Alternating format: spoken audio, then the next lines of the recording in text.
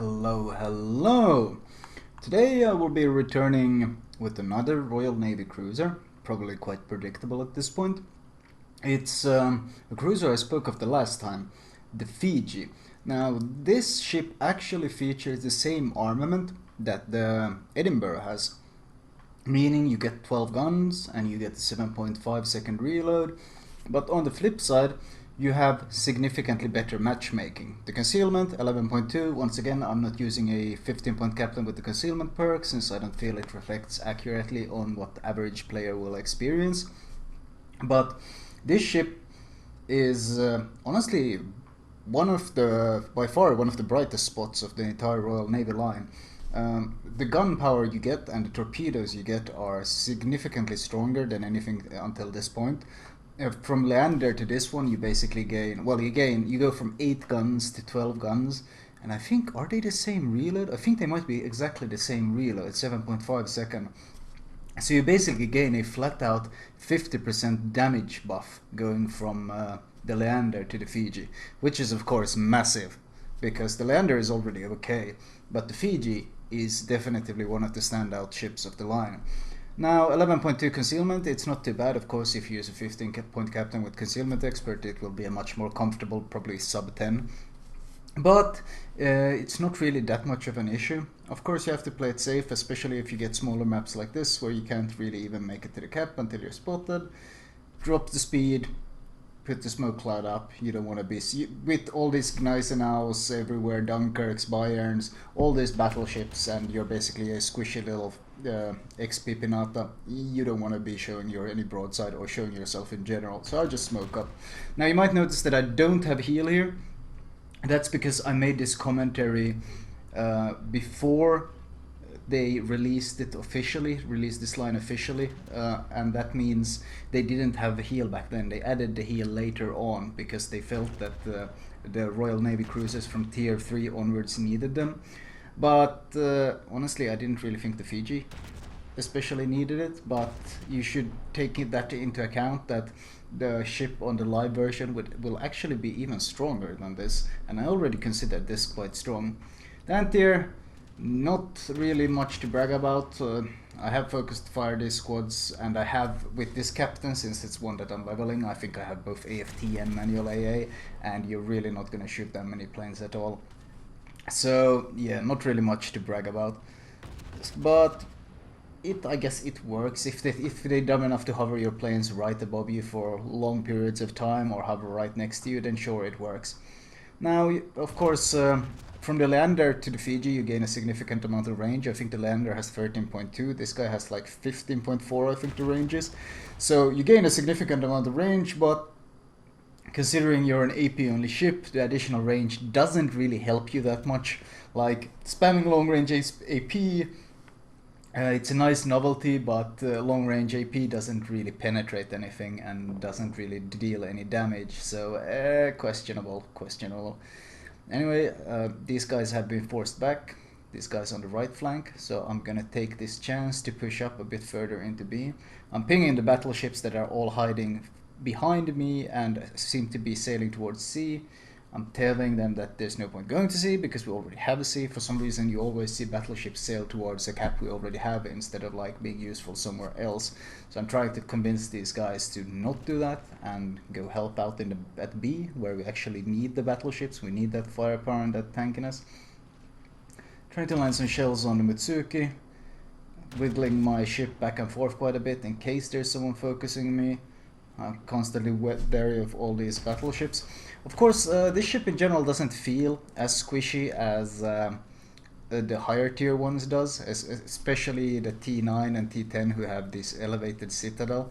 The Fiji doesn't feel nearly as squishy. You feel like you can actually take some hits that aren't instantly citadels, which is honestly quite a breath of fresh air after having played quite a lot of the Neptune and the Minotaur. Being able to actually take a hit or two and not having to basically shit your pants every time your smoke runs out, it's a nice change. It's a very nice change, in fact. Oh, there's a torp. I gotta stop reversing. They probably aimed at the Cleveland, not me. And Cleveland managed to eat one of them, unfortunate for him. Anyway, I'm using the normal tactic which you use, of course, with Royal Navy cruisers. You move from smoke cloud to smoke cloud, and you try to harass any broadsides you see. You might notice that I rarely linger at any ship that shows me that's angles against me. If I shoot at a target and he starts angling, then I try to find someone else that shows broadside, stubbornly trying to stick on the same target. While it's a good, with HE that's a good tactic, because you force their repair, and then after they don't have a repair, you can keep forcing that damage down. You basically have to play this AP cruiser in a different way, and you have to go for those opportune targets. Very much the same way you play a battleship, where you always try to find a broadside target to shoot at. Of course, the torps, they are pretty good, but ultimately only have 3 per side.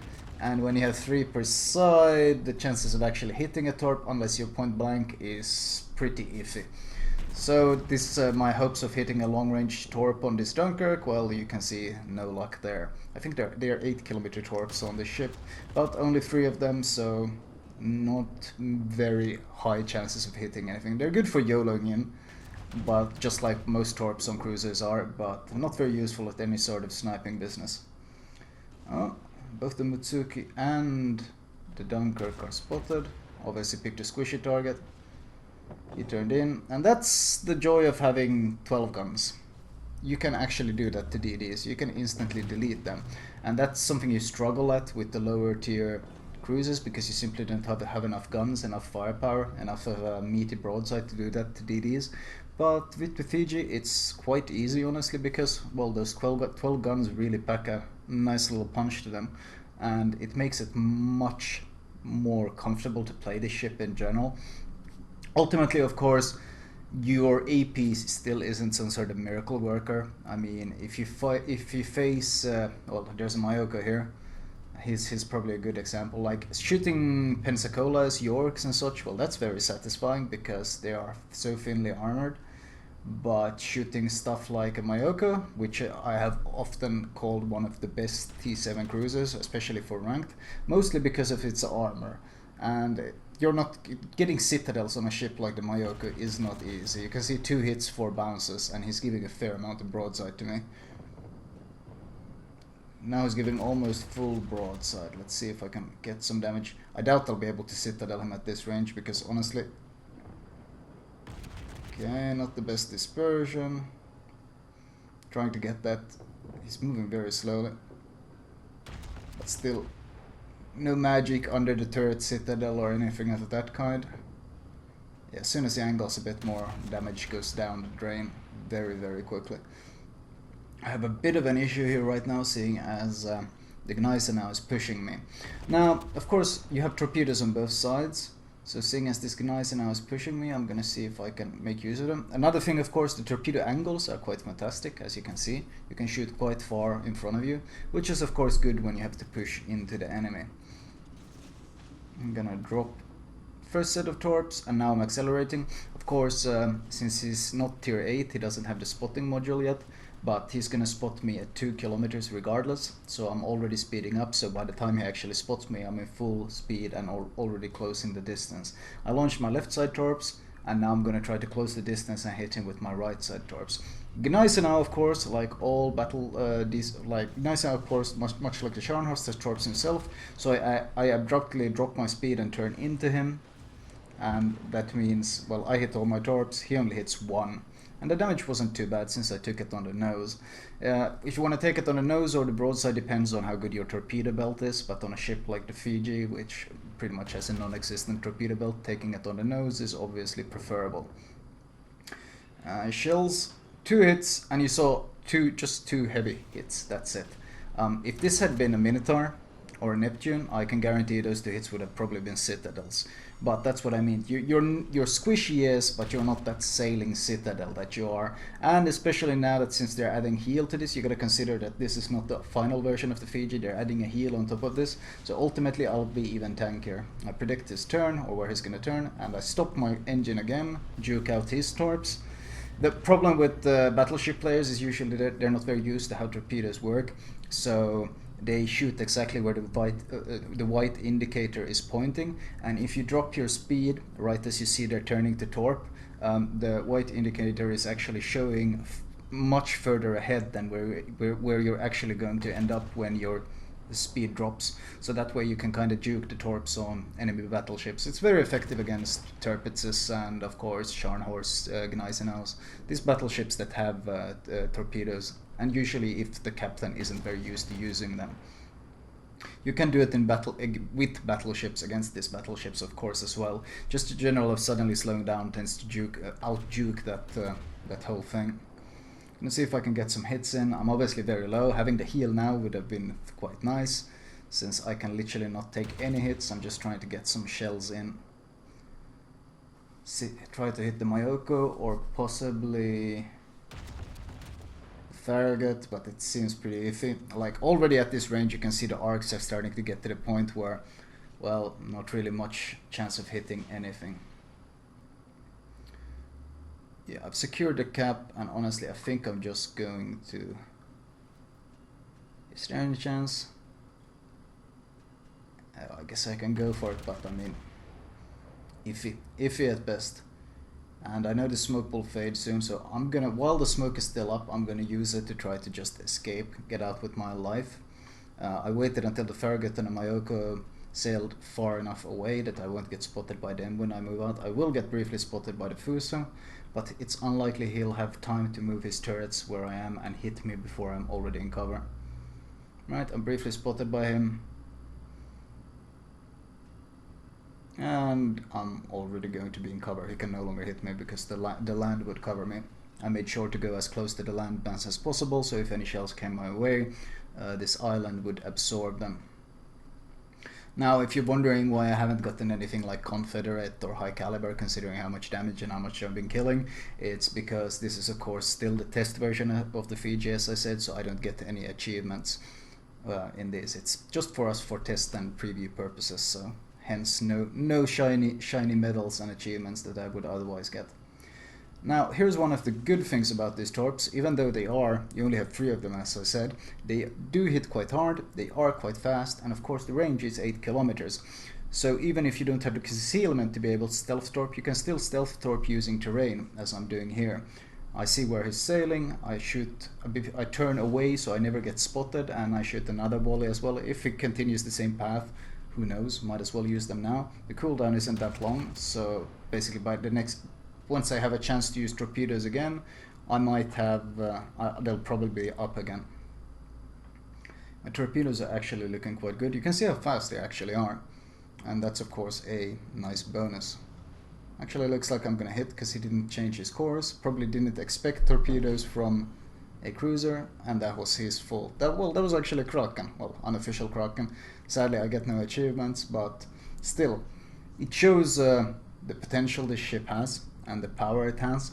And of course on the live version right now it already has a heal, which will of course make this even more comfortable to play, because in between smokes and when you disengage or smoke up and so forth, you can heal up a significant amount of the damage you have taken. So if this is definitively one of my favorite Royal Navy ships so far, this Fiji.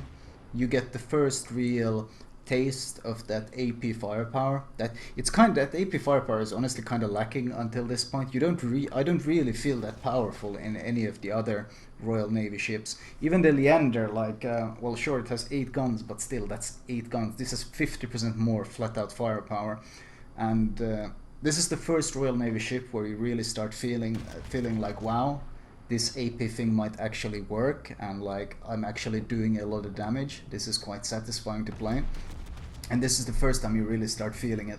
The Edinburgh has pretty much the same guns, and I think the Neptune has as well, but the Neptune has significantly faster reload on top of the fact that you can slot the reload module. So the Neptune is a real DPS monster, and then of course the Minotaur is kind of in a class of its own when it comes to the amount of DPM you can pump out. Of course, having purely AP is not very fun when you try to shoot the carrier at long range.